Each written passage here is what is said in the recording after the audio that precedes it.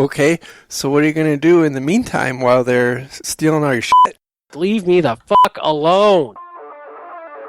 The vendors are trying to define the problem space as the problem they can solve. I'm not your tech support bitch. Fuck off. So I'm constantly going, no, stop that, put that down, don't touch that, take that out of your mouth. And it just drives me fucking crazy. And if these motherfucking lawn care people don't fucking get the hell out of here, I'm gonna go fucking postal. Where the fucking thing's got a V8 engine on the back of it. Well, shall we get rolling here? Alright, we shall. Today is Monday, July 21st, 2014, and this is episode 77 of the Defensive Security Podcast. My name is Jerry Bell, and joining me tonight, as usual, is Mr. Andrew Callett. Hey, good evening, Jerry. Good to see you. Likewise. And as usual, the thoughts and opinions we express on this podcast are ours and do not represent those of our employers.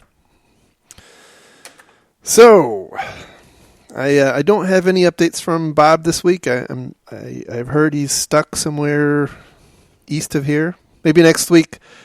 So, kind of jumping into stories, this week we have the big story of the week comes from Business Week, titled "How Russian Hackers Stole the NASDAQ." And this is a really extensive story, and I would caution readers to keep in mind that there's a lot of unknowns in this particular story. And so just kind of going through the commentary that is in the story, apparently sometime around the end of 2010, early 2011, it became known through some unknown means that the NASDAQ had been compromised somehow. And that set in motion quite a lot of activity within the government. There's not a lot of clarity in the actual timeline of when they approached NASDAQ themselves. However, there's a lot of detail on what I would characterize as a power struggle between a bunch of law enforcement agencies. And I would say that, to me, that's one of the more interesting aspects of the stories, is seeing some of that push and pull. But be that as it may, basically the kind of the subtext of the story is that the NSA and a couple of other law enforcement agencies attributed this attack to Russian intelligence agencies, and then based on attribution of the malware that was found, and then they later came to the conclusion that no, it wasn't Russians, it was Chinese who had obtained the Russian malware, and then they actually went back to it being Russians, but probably not the intelligence agencies, probably somebody actually trying to steal intellectual property to set up their own exchange or optimize the existing exchanges in Russia. So, having said all that, it's pretty clear in this story and another story that there's really not a lot of clarity in what actually happened,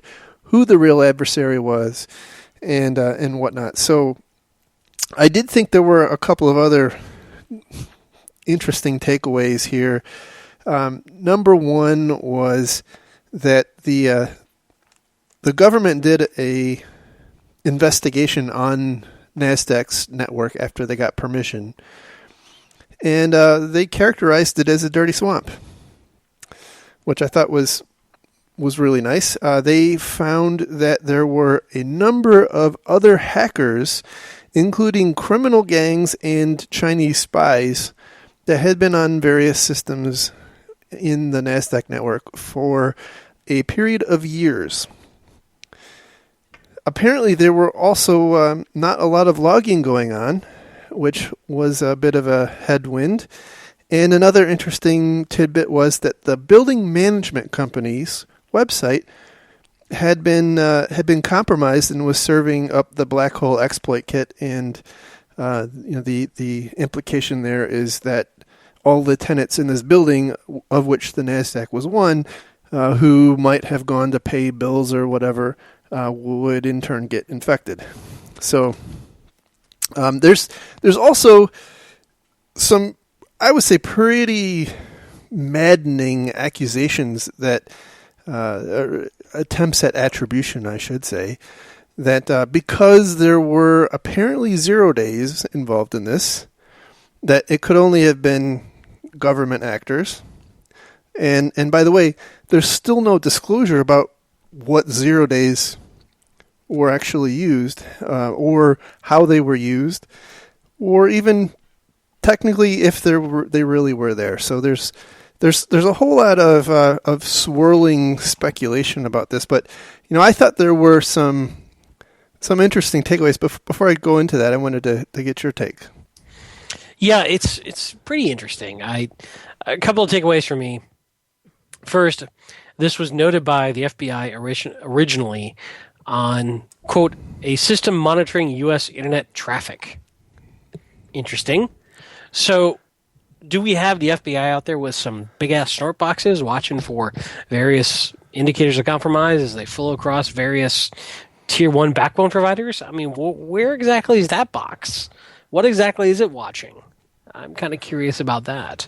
And if that's the case, why aren't we picking up more things than just occasional things like this? Are they being selective? Do they not have very good tech?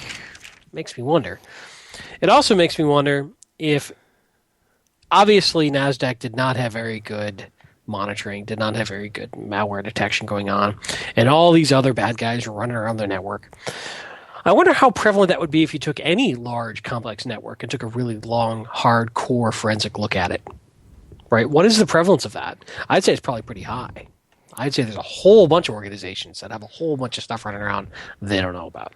Yeah, I would agree with that. And in fact, they make a mention to how the Treasury Department and a couple of other agencies shook the bushes and went and tried to look at a couple of other financial institutions and stock exchanges.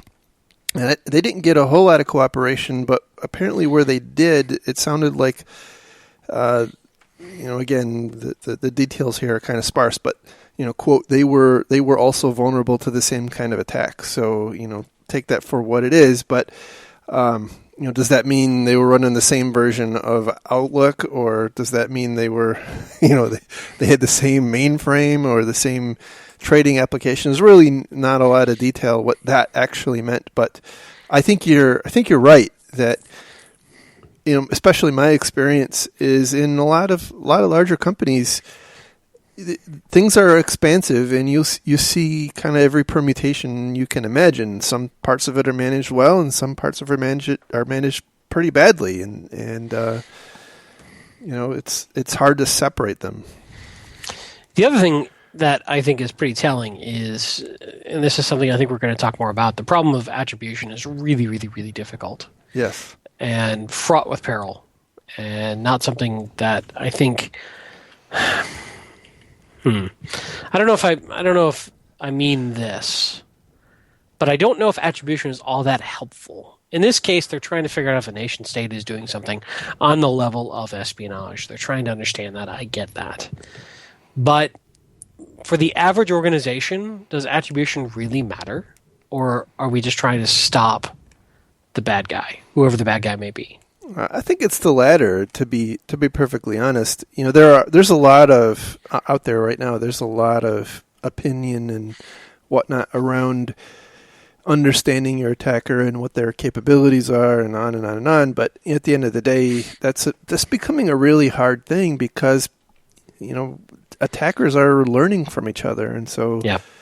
It's difficult to pin the tail on the donkey and say that, well, this group can only do that. You don't, I think it's more fraught with peril than it is a benefit. Another thing that I thought was really interesting, and this is kind of straying into the area of politics, but apparently some of these law enforcement agencies, other than the NSA, thought that the NSA was overplaying some of their accusations about how important and how advanced this attack was, because they felt like the NSA was trying to secure their position as the protector of private enterprises. Yeah, that's a common sort of theme that we've heard before. this is also a really stark example of the dysfunction going on in the government over how to deal with these situations. There clearly is no chain of command. There clearly is a whole bunch of turf wars going on because inevitably there's a budget associated with this that they want control of. And I don't think it does us a good service. I personally think probably good private enterprises would have done a better job forensically responding to this than the government did. I really don't feel that the CIA or the NSA or any of these other organizations have better IT security forensic assets than the private market. I would agree. I think the only difference is that I think those organizations are hoovering up a bunch of crap that they can go back and do some retrospective analysis on, and I suspect that's their only real advantage. Hopefully, yeah, and there's a mention too when the CIA starts reaching out to human intelligence contacts and such. I think that is definitely valuable. My other takeaway is something we've talked about over and over and over again, which is that if you don't have the basics done right in your network, if you don't have the instrumentation, if you don't have the logging, if you don't have the aggregation of all of your information and the ability to really monitor what's going on, you are very much behind the eight ball when it comes to a forensic response. You have to instrument ahead of the attack to really be successful in doing a forensics endeavor. Yeah, absolutely.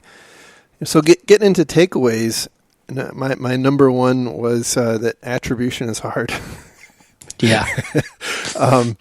Number two is that you can end up in the news years later, right? Years after an attack. So what we really haven't mentioned yet is that, again, this happened quite some time ago, and the government basically let the NASDAQ handle it from a PR perspective however they saw fit. And so the NASDAQ at the time was in the lead up to them trying to acquire, I think, was it the NYSE or some other stock exchange? Yeah, NYSE. And so, obviously it was kind of a contentious time. And they released an email statement about this that I would say pretty much downplayed it. And so here I think one of the lessons that you have to understand is that at some point the dirty laundry could come forward, whether you want to or not. So, yeah, it's an interesting one. Obviously, it gets a lot of headlines. It gets a lot of press. It's a big deal, especially following the hedge fund attack that wasn't. Yes. Everybody's sort of kind of on a trigger for these sorts of stories right now. It's tough to know because we don't really know what happened. And there's so many vague details that it's really hard to take away anything that you can learn from other than you really need to get the basics right in your environment. If NASDAQ was the cesspool of poor IT security internally, shame on them. But I don't think they're alone in that. That doesn't make it right. But I think the vast majority of complex networks are like that, which is a problem. Yeah. Yep.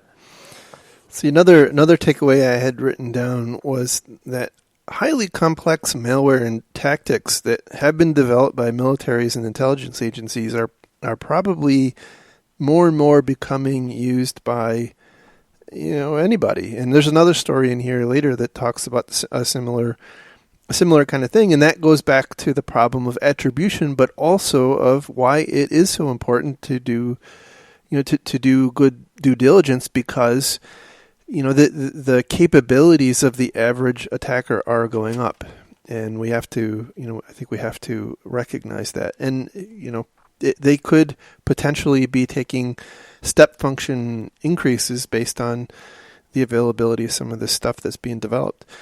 And then my last takeaway was that logging is still important, damn it. Bah. That's so old school, you old man.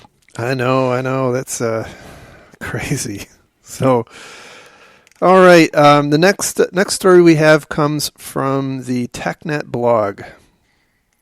And the title is Incident Response, the Importance of Antivirus. And this, by the way, is really just a blog post, but I thought it worthwhile to talk about. For the record, in our show notes, we actually have two stories about NASDAQ. So if you see it in the show notes, yes, that's why.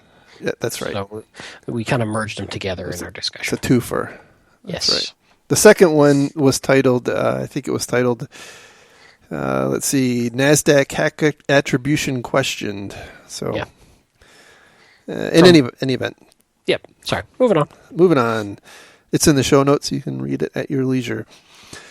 So the title of this TechNet blog article is Incident Response: The Importance of Antivirus. And I'll sum it up. And a lot of this stuff is things we've talked about in the past.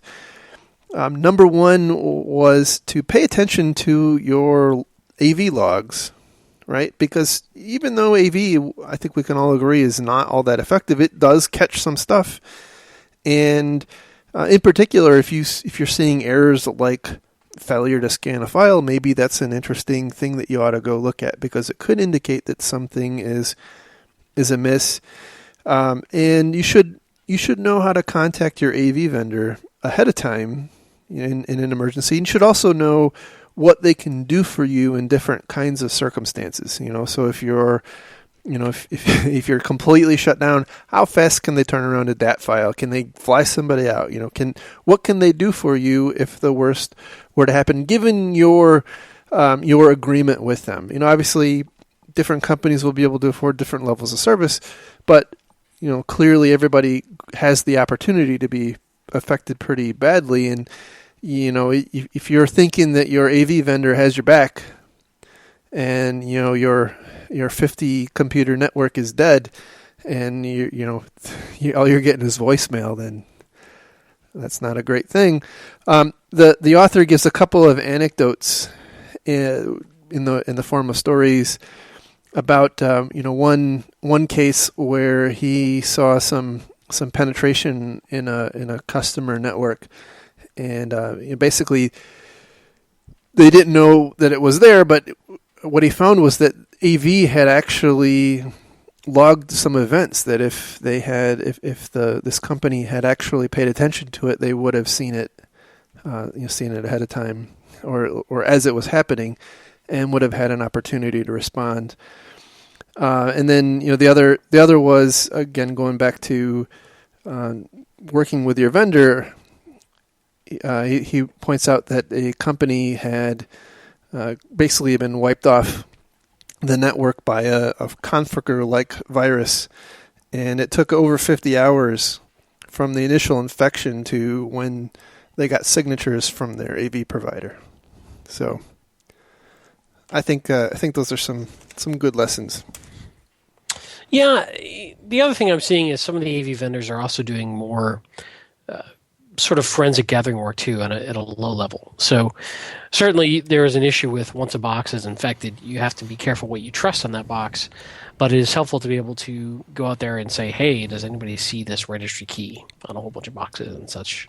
And I'm seeing some of that kind of sneak into the AV industry a little bit more sort of hardcore, hey, what did this box do at a file level and a registry level and a memory level, and that sort of stuff. So yeah, definitely. It also helps when you have a larger network that hasn't been completely hosed yet.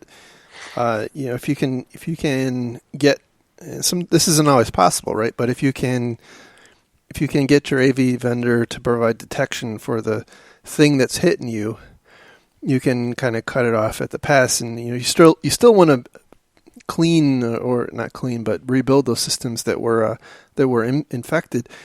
But you could potentially limit your damage. So there you have it. All right, our next story comes from Search Security, and the title is "Report Finds Poor Security Communication Among Executives." Shocking. Totally shocking. So this is a Ponemon report. Your favorites. It is my favorite. You love these guys. They make me so mad. And yet we keep using their stories. Well, it's so the reason they make me mad, just so everybody knows, is that Ponemon reports are opinion surveys. And you have to understand that, right? So the report... Tell us, Jerry, what's an opinion survey? An opinion survey is when you call up a bunch of people and say, tell me what you think. Now, why is that not necessarily good? Because it's not an objective measurement of truth, right? So there are all sorts of reasons that people would tell you one thing or another, right? They are frustrated. They don't like their job. They don't like their boss. They are ignorant and they want to appear smart. There are so many different reasons why this is problematic. And the fundamental problem I have with Ponemon reports is, I think that they are useful if you use them for what they are. But the problem is that's not how they're billed, right? They're billed as this deep insight into the inner workings of IT security. And so, for instance, they'll say something like, I'm reading from the report, communication roadblocks are a barrier to reducing the risk of a cyber attack, which, I think seems intuitive enough. However, I'm not convinced that they actually build a case for that. So, but anyhow, I guess I digress. No, I took you down that hole. I just figured we'd cover it officially once. Yeah, no, anyhow. So, back to the report. Yeah, back to the report. So, again, with that in mind, there are some seemingly disturbing findings in here, such as that a third of the roughly 5,000 security people they polled don't ever have discussions with their executives on the topic of security.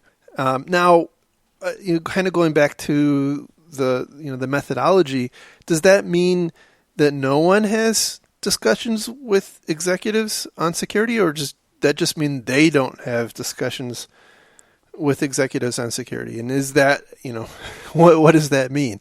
So that's one of the problems I have in particular. And would they know if their boss's boss had discussions with executives, right? Those are some of the issues I've got with this. That going on, 1% of the surveyed people have weekly discussions with executives, 11% are quarterly, 15% are on demand. Just kind of going on with some of the highlights that I wrote down. 29% believe that their entire security program needs to be totally overhauled. Half of them feel like their company doesn't invest in the technology or talent needed for security. Again, that's an opinion, right? It's not an objective fact. We don't really know what they need. 42% have implemented some form of threat modeling, which kind of says that, the rest haven't, and that is a concern, although they don't. Again, one of the problems I have with the report is that's kind of just hanging out there. It's like, what other question can we ask? Oh, how about threat modeling? That sounds cool. And it's not integrated into the story at all. So let's see. They point out 48% don't provide. 48% say their organizations do not provide security education to employees. Interesting. Probably the most interesting thing in here to me was they asked the question, what do you fear most? And 40% fear APT attacks the most. And, it's kind of like, the airplane crash. People are dying on the roads all day long, and everybody is afraid of the airplane crashing. And yeah. So it tells you that it's not a truly objectively measured concern. It's pure subjective opinion. Which again is an interesting thing, because that kind of says that's what people are the most concerned about. To me, that probably says that's that they orient themselves in that direction. I'm assuming, and what does that in turn mean? I don't know the answer to that. It just is an interesting. I don't know that I would buy that they orient themselves in that position. I would say maybe this more reflects it's where they think they should be oriented that they're not. Yeah, okay. I'll buy that. Yep, I'll buy that. But again, it comes to, I was having this discussion today with some folks about DDoS, and the concept with DDoS is that it's this huge, complex, difficult, many-faceted, many sort of angle of attack sort of thing. And when companies are saying, hey, should we go get Akamai, or should we, for DDoS, or Prolexic, or Arbor, or whomever, why do you want it? Well, we want to stop DDoS. What does that mean to you? Well, bad stuff comes flooding down our pipe. Why does that affect your business? My boss said I have to worry about DDoS. Right. Hook me up. What I'm trying to get them to think about is, let's war game it out. Let's really think through top 10 likely DDoS scenarios and how it would truly impact your business, and then take a look at whether or not that impact is reasonable, something that you're willing to sustain for 8 hours, 12 hours, 24 hours, or if you need to have a backup plan or a mitigation. And I don't think a lot of companies really either have the time, the energy. They're caught in their own rat trap. They're caught on the cycle of just respond. But very few companies that I've seen really take a solid step back and look at the big picture. What do I truly care about if I'm going to address this threat? Why do I want to address this threat? And it's, I think, an area we're failing pretty miserably as an organization, as a industry. Yeah, I think you're right. And, I will tell you, my perception is that DDoS is becoming table stakes like firewalls and antivirus. Yeah. It is unfathomable that you wouldn't have AV or a firewall. You just have to have that. And I really think that, for better or for worse, right or wrong, that I think DDoS is going into that bucket too. But I completely agree with your point that, if. And by the way, there's other ways of managing that, right? I mean, right. There's there's possibly better ways to manage it, more economical ways, and absolutely, and that's the killer, right? And I think a lot of vendors aren't motivated to help you find that better way all the time because this is absolutely 100% agree. This is something that, again, we have to be very careful when we're being educated by a sales team for a vendor. Of what the issue is, because they're defining the problem space as the problem they can solve. Yes. When you're talking about something like a DDoS, let's just pick on a vendor for a moment, and you're talking about a server resource exhaustion that's not overwhelming your pipe. Maybe it is a box you put out in front of that.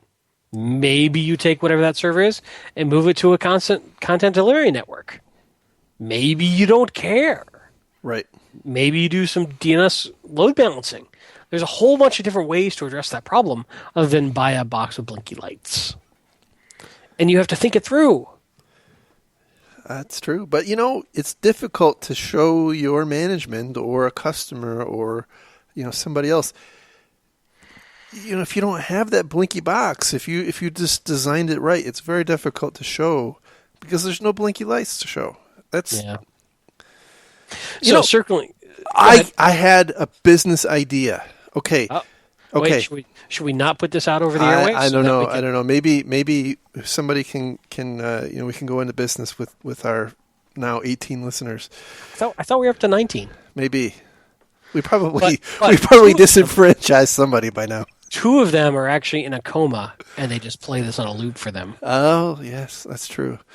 So I apologize to any of our listeners who are in a coma. I did not mean to be insensitive. That was pretty rude. So the little signs you put up in your front yard that say, protected by ADT or protected by whatever, right? What about a box? It's just a box that has blinky lights on the front.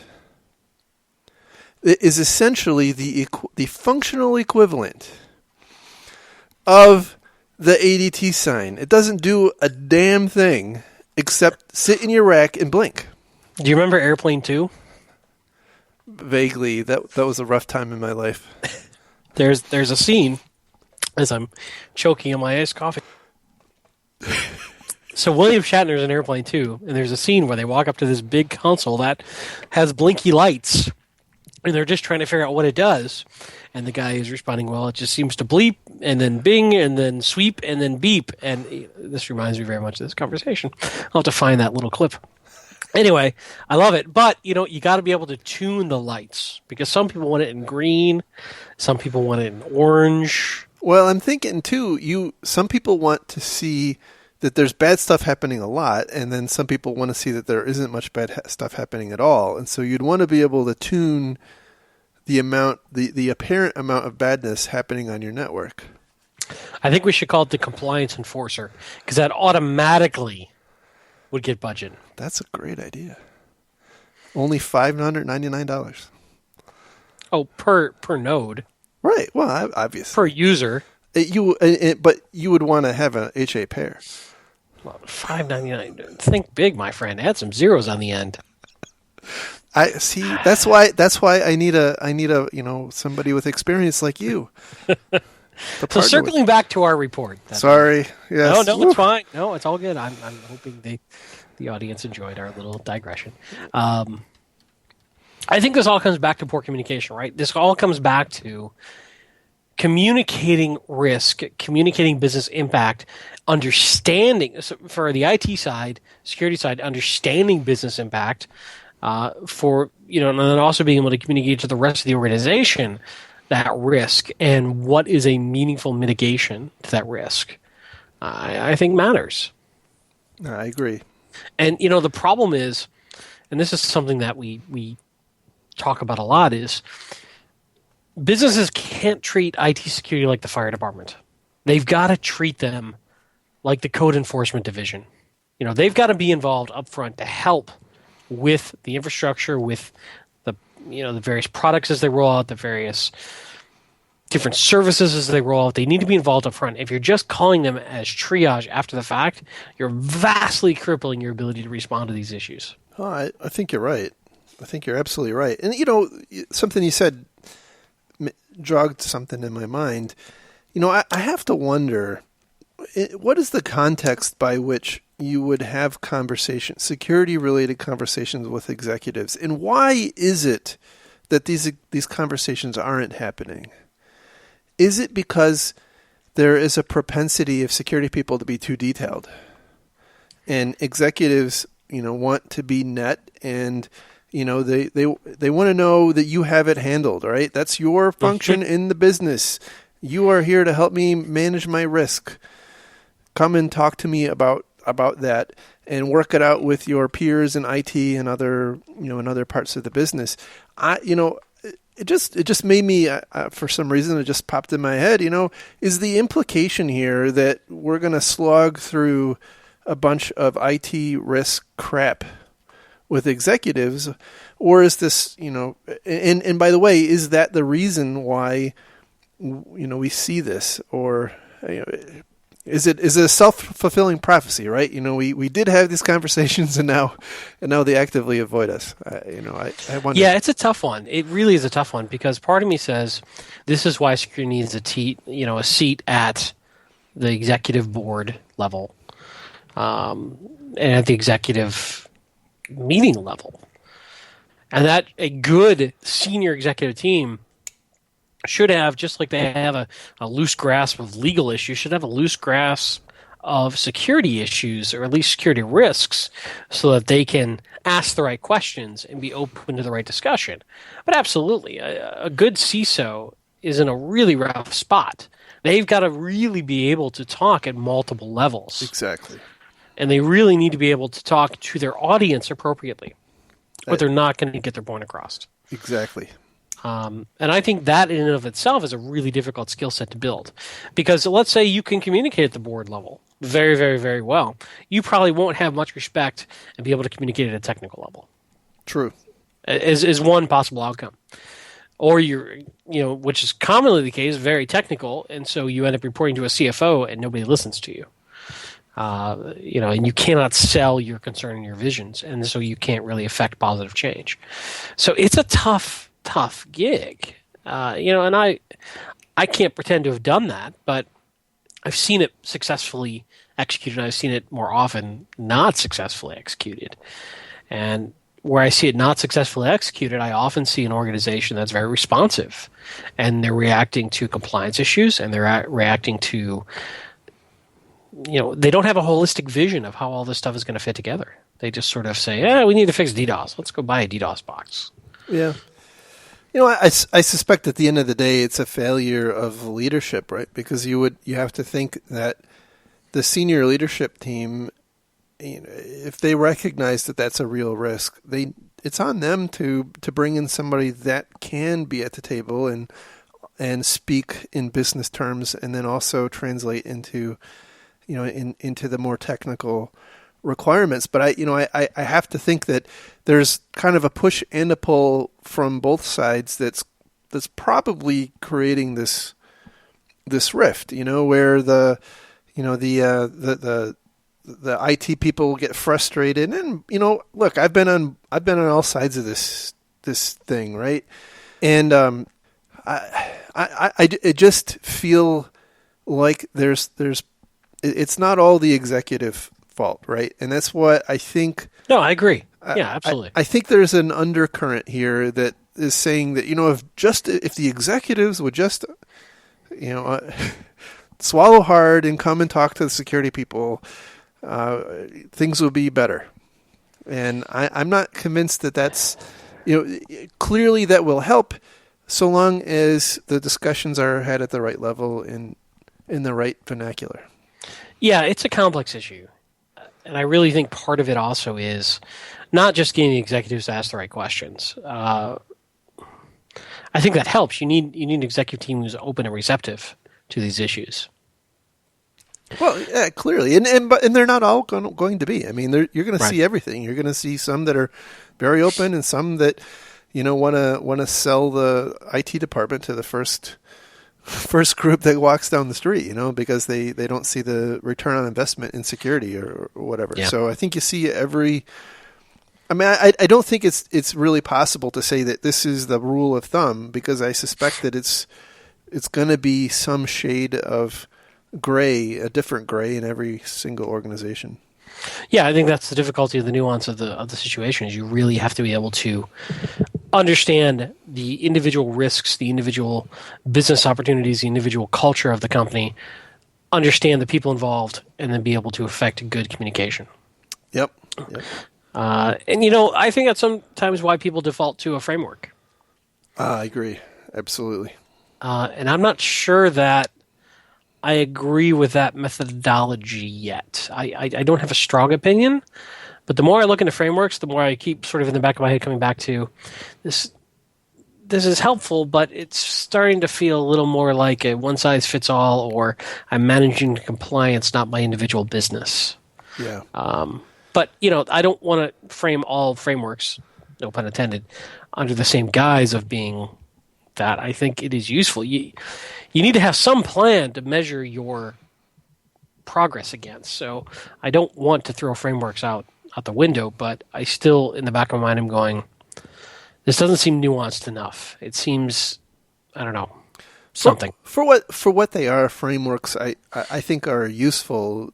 But I think what you're trying to get at is some people try to use that as your plan, and that's not always helpful. I mean, certainly if you're starting from nothing, a lot of times that can be very informative to make sure you've got all your bases covered. But otherwise it can just create a mess. So anyhow, moving on to a couple of other points. 67% of the respondents here said that it would take the theft of intellectual property to shake some sense into their executive team to invest more money in security. Which I to be honest, that kind of jives with my view of reality.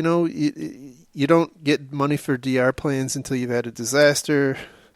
That sort of thing. So the other thing in here that was probably the most disappointing. There was a question about how you keep up, you the surveyed person, how you keep up with the threat landscape or changes to the threat landscape. And the number one way was casual conversations with security leaders, and I was totally bummed that there was no podcast option. Yeah, yeah. I got to tell you, I when I got to that point, I had to start drinking heavily. Oh, right there with you, man. The one thing, though, that I did like is that they brought out threat modeling as a viable alternative to this sort of thing. And I've started to become a big fan of threat modeling. Although I will tell you, I like external third parties doing a threat modeling because they don't have the biases and the political issues of internal folks. Yeah, I agree with you on threat modeling. I think it's a sensible thing. I thought it was just really a weird fit into this article. It was... Yeah, it did kind of take a left turn. Let's just ask a bunch of questions and then, oh yeah, what about threat modeling? But anyway, I agree with you on that. So the way I took it was, let's get something on paper that the executives can look at as a report. I think threat modeling is a better way of doing it than just a random pen test to get their attention. Fair point. So, all right, let's move on. We probably lost half of our listeners already. So that's true. Our next story comes from darknet.org.uk.mil.something else. The title is Microsoft says you should reuse passwords across sites. Double face palm. And I know that you loved this article, and I love this article so much that I actually wrote my own crazy thing about it. But I get their point. Well, first of all, okay, let's go ahead and summarize the article. Okay. So Microsoft, along with a university whose name escapes me at the moment, came up with this research paper. And it's in the form of any academic research paper you'll come across. And the idea was to figure out mathematically what your strategy should be, or what is the optimal strategy for passwords.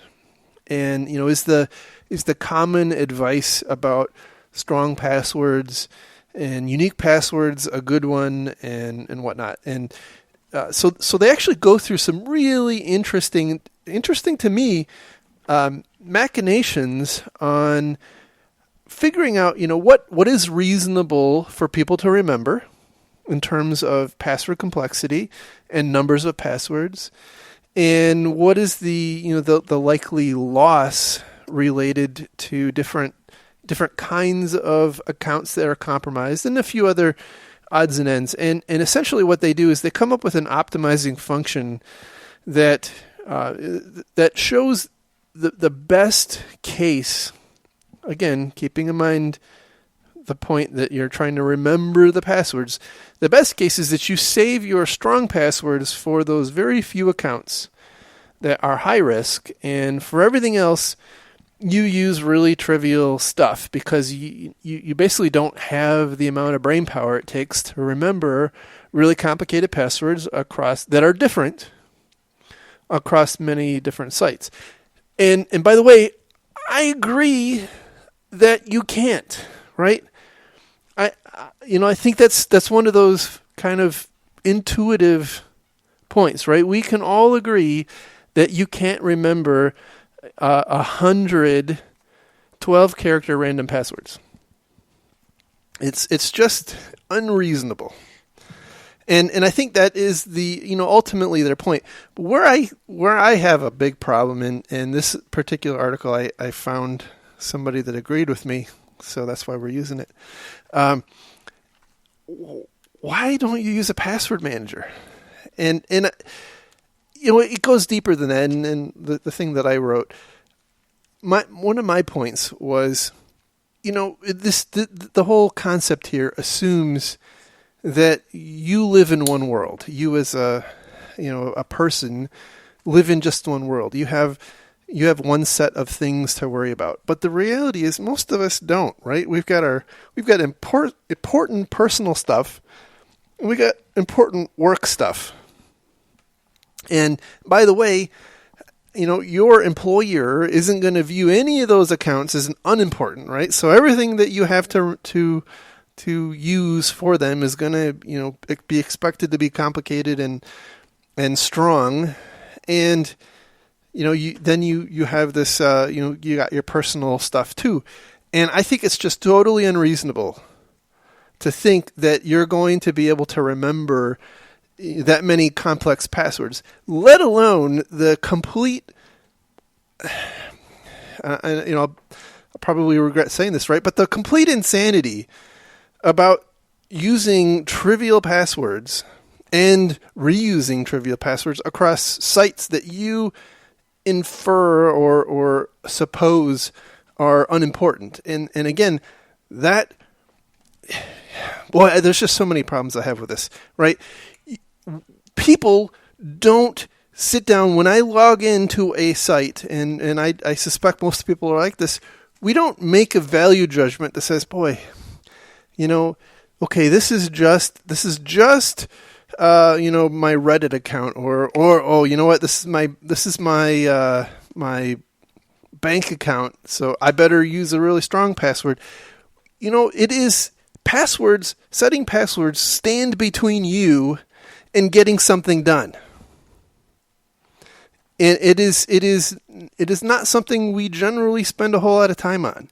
And I feel really strongly that the best, most optimal answer for a whole bunch of reasons is to use a password manager that sets a random password for every site. You don't have to think about it. You don't have to sit there trying to, okay, well, how am I going to remember this? Well, I don't want to write it down because then I violate company policy. But Jerry, what happens if the password manager gets hacked? People are screaming that right now. Well, they actually talk about that. They do talk a little bit about password managers, and they call it a concentration of risk. And I agree. What I find really weird, I guess, is they actually say that the same kind of threat that would lead to the disclosure of all of your passwords in a password manager would lead to the disclosure of all your passwords in a more conventional way, because it's probably somebody has a rat on your computer and they're keylogging or they're recording all of your activity anyway. So what I see out of that debate of, well, if you use a password manager, then you can get all your passwords at once, is we're now playing gotcha politics and gotcha security guy, right? Where you can always poke a hole. There is no perfect solution. Right. The idea is to reduce your risk to an acceptable level. You're never going to get to zero. Yeah, absolutely. Your password manager can get popped. Absolutely. I'm not going to disagree with that. And you could also get kidnapped by the Russian Federation. They could put a gun to your head, and but you don't have a mitigation strategy for that, do you, wise guy? Nope.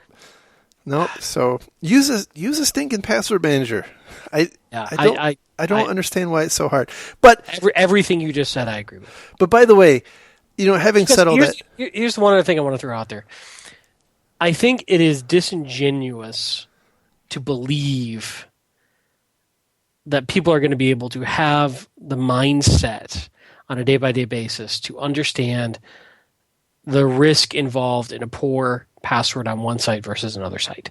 I don't think the average person has that ability. And even if they did, they're probably not going to spend the amount of time, because, again, it is standing between you and the thing you're trying to accomplish, right? Like this podcast is standing between me and dinner. Exactly right. So, I think it's easier for the grandmas of the world and everybody else. You need a unique password on every site. You're not going to remember it. Here's a password manager. It integrates with all of your stuff, including your phone, your iPad, whatever it is. Just use this. Absolutely. Be done with it. It makes life so much easier. You'll be a happier person. You'll have more time in the day. The other thing that by the way, I really thought that the thought process behind these researchers was really fascinating, right? I want to go through and actually read it again without the latent anger about what they were recommending. But I want to go back through it again because I thought it was really cool the way they were going through and quantifying different things. I want to go through and think about that more. I get it, but this, once again, is where I see academics don't get the real world. I'm not going to dispute that. I'm more interested about the mechanics behind. No, I know math. because you're a statistical math nerd. I get that. I got no problem with that.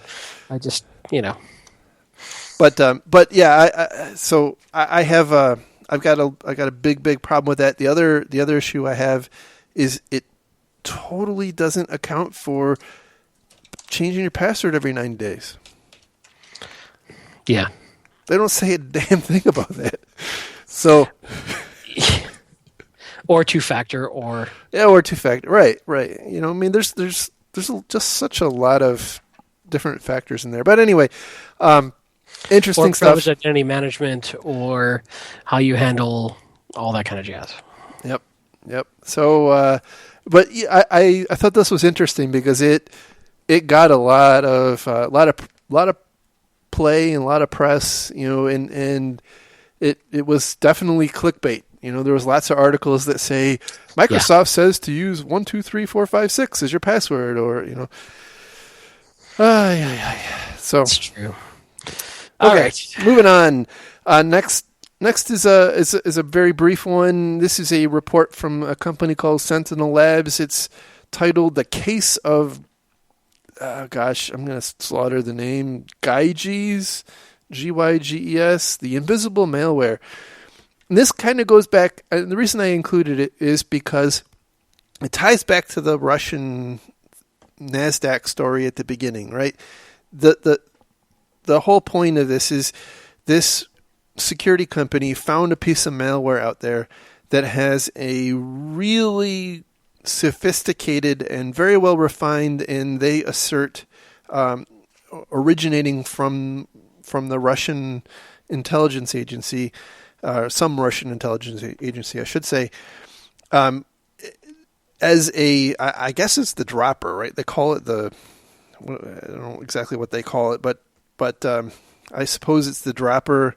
But basically, they say that this thing has some very sophisticated evasion techniques, but the thing that it actually installs is just basic crimeware, and nothing particularly special. And so their hypothesis is that this really sophisticated delivery mechanism that's able to evade detection and whatnot has been picked up by some more traditional criminals. I don't know if that is true or if that's not true. However, I suspect that if it isn't true already, it will be true as we go forward. And that's one of the concerns I have with all of this crap that's going on with the NSA and all the different intelligence agencies and whatnot. I get it. People are going to spy on each other, right? But we have to understand that there's going to be second order consequences when people you don't expect to get their hands on it do get their hands on it, and they learn from your techniques. And now you got a big mess on your hands because people that you didn't expect to adopt your techniques and tools are now using them to exploit your population. Nobody expects the Spanish Inquisition. Exactly. All right, and our last story comes from InfoWorld. The title is "Sorry." By the way, going back, I think the point I wanted to make there is from a defensive side. We've got to make sure we've got our bases covered, right? And we also have to kind of, I think, balance the whole thought process that says, well, we're not the target of a nation state. But, the reality is, you might not be the target of a nation state, but you might be the target of a criminal gang that's got their tools. Right. Yeah, once again, we go back to assuming that only a nation state has sophisticated tools. But as we've seen time and time again, the bad guys only need to be as sophisticated as your lack of defenses allow.